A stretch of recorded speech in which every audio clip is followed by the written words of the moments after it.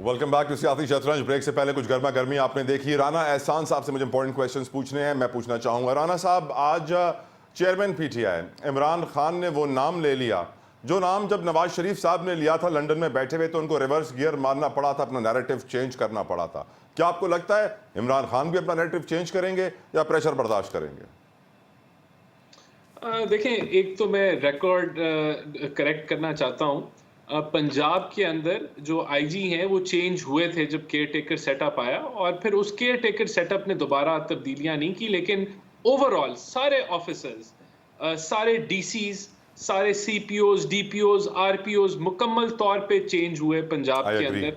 और कोई भी हमारी मर्जी से जो है इस वक्त पीएमएलएन के मुताबिक नहीं है। ये केयर टेकर निज़ाम जो है वो अपनी मर्जी से लगा रहा है, just to set the record state regarding Punjab. देखें, हमारा बिल्कुल बयानिया तब्दील नहीं हुआ था। मियाँ साहब ने नाम लिए, और जब भी बात होगी कि मुल्क इस नहज पे कैसे पहुंचा, क्यों हमारी मीशत के ये हाल हैं, तो उसके अंदर जो इंटरवेंशंस जो आईनी तौर पे जिनकी इजाज़त नहीं थी, जब वो हुई और जो एक्सपेरिमेंट्स हुए, तो उनका ज़रूर जिक्र होगा। जहाँ तक उन लोगों का जिन्होंने आइन को तोड़ा या मड़ोड़ा या अपने हदूद से क्रॉस किया, उनकी अकाउंटेबिलिटी की बात आती है, तो वो हमेशा, अगर तारीख निकाल के देख लें, तो पीएमएलएन ने हमेशा कोशिश की कि हम अपनी जो जमहूरी स्पेस है उसको वापस लें, और अगर कोई किसी ने मुशर्रफ के ट्रायल के ऊपर काविश की तो वो पीएमएलएन ही थी। लेकिन हम समझते हैं कि ये जिम्मेदारी सिर्फ पीएमएलएन की नहीं है, ये जिम्मेदारी सारे स्टेक होल्डर्स की है, सारी पॉलिटिकल जमातों की है, अदारों की है। और हम तो ये समझते हैं कि ट्रूथ कमीशन भी बनना चाहिए जो कि हकायक अवाम के सामने लेके आए, और अकाउंटेबिलिटी अगर करनी है तो वो ठेका पीएमएलएन का नहीं है। सब लोग इकट्ठे बैठे इस मौजू के ऊपर बातचीत करें तो जरूर होनी चाहिए। जहां तक बात है कि खान साहब ने नाम लिया, उनका राइट है। जो उनका ट्रायल चल रहा है उसके अंदर अगर प्रोसिक्यूशन और जो डिफेंस है और जो जज जो सुन रहे हैं, अगर वो बेहतर समझते हैं कि इन लोगों की गवाही की ज़रूरत है या इनसे कोई सवाल पूछने की ज़रूरत है, तो ये उनका प्रोगेटिव है, कोर्ट का प्रोगेटिव है। मैं बिल्कुल नहीं कहूँगा कि उनको नहीं बुलाना चाहिए या उनको बुलाना चाहिए। ये कोर्ट ट्रायल जो है वो अगर वो समझते हैं कि उनको बुलाने की ज़रूरत है, तो हमारे नज़दीक जो है सबको अदालतों के सामने पेश होना चाहिए, कोई अदालतों से बालातर नहीं। मैंने सोचा जाए लेकिन नवाज शरीफ साहब को ये मुतालबा अच्छा लगा होगा कि ये गवाहान आने चाहिए। Would you agree sir? नहीं, देखिए, उनको अच्छा लगा होगा, बुरा लगा होगा, ये तो वो खुद ही बता सकते हैं। लेकिन ये कोर्ट का प्रेरोगेटिव है कि किसको वो मौजू समझते हैं कि बुलाया जाए। लेकिन ये हम जरूर समझते हैं कि अदालतों के सामने no one is above the court, कि कोर्ट के सामने पेश अगर किसी को होना पड़ता है तो कोई भी हो सकता है। अगर वो सियासतदान है, जज है, कोई मिलिट्री से है, ब्यूरोक्रेट है, या कोई कॉमन मैन है, अदालतों के सामने पेश होने से किसी को नहीं घबराना चाहिए। राना साहब, आपने मुझे ना प्रोग्राम के शुरू में बड़ी अच्छी खबर दे दी थी। वो ये थी कि पार्टी के अंदर इस वक्त टिकटें तकसीम की जा रही हैं और गर्मा गर्मी चल रही है। दानियाल अजीज साहब ने जो स्टेटमेंट्स दी हैं मरियम साहबा के हवाले से, एहसन साहब के हवाले से, तो क्या ये टिकटें सर मेरिट पे दी जा रही हैं राना साहब? क्योंकि सिंध के अंदर भी मुझे कंप्लेंट्स मिल रही हैं, काफ़ी लोग कह रहे हैं आके कि एक ही खानदान है जिसको माइनॉरिटी की रिजर्व सीट मिलती है, उन्हीं की सेटिंग चल रही होती है आगे पीछे बहुत सारी पार्टीज में। तो क्या ये पार्टी में जो टिकटों की तकसीम है मेरिट पे हो रही है, पैसों पे हो रही है, पर्ची पे हो रही है? राना साहब देखिए, टिकटों की तकसीम बोर्ड करता है, बोर्ड को हेड मियां नवाज शरीफ करते हैं। अगर एक फैमिली से कुछ लोग मेहनत कर रहे हैं और वो मेरिट पे हैं, तो एक फैमिली से 1, 2 या 3 टिकटें मिल जाना, अगर वो मेरिट पे उतरते हैं, उसमें कोई कबात नहीं है।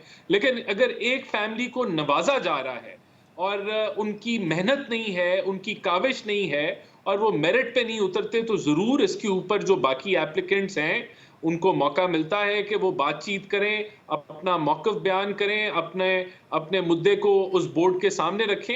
और फिर वहाँ बोर्ड पे तो 30 बंदे बैठे होते हैं। I think everyone has a right to comment, और उसके ऊपर फैसला फिर किया जा सकता है। तो ये काफ़ी ट्रांसपेरेंट तरीका है।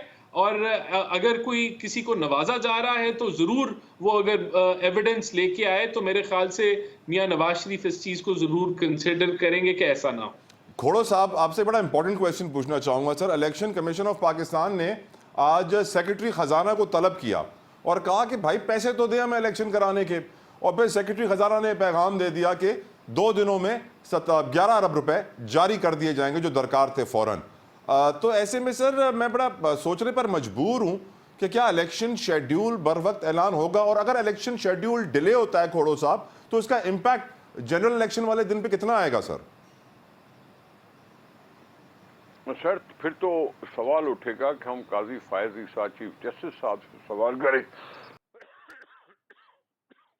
इलेक्शन की डेट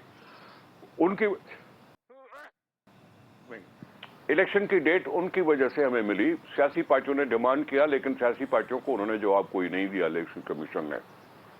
और अगर आज का शेड्यूल चेंज होता है तो फिर इसने गारंटीज ली थी काजी फायज ईसा चीफ जस्टिस ऑफ पाकिस्तान ने। अब फिर सवाल उनकी तरफ उठेगा कि वो अपने कितनी दौर पर, उन्होंने कहा था कि अगर इससे डेट पर अमल नहीं होगा तो कंटेम्प्ट ऑफ कोर्ट भी हो सकता है। पिछले चीफ जस्टिस ने तो कंटेम्प्ट ऑफ कोर्ट नहीं किया था।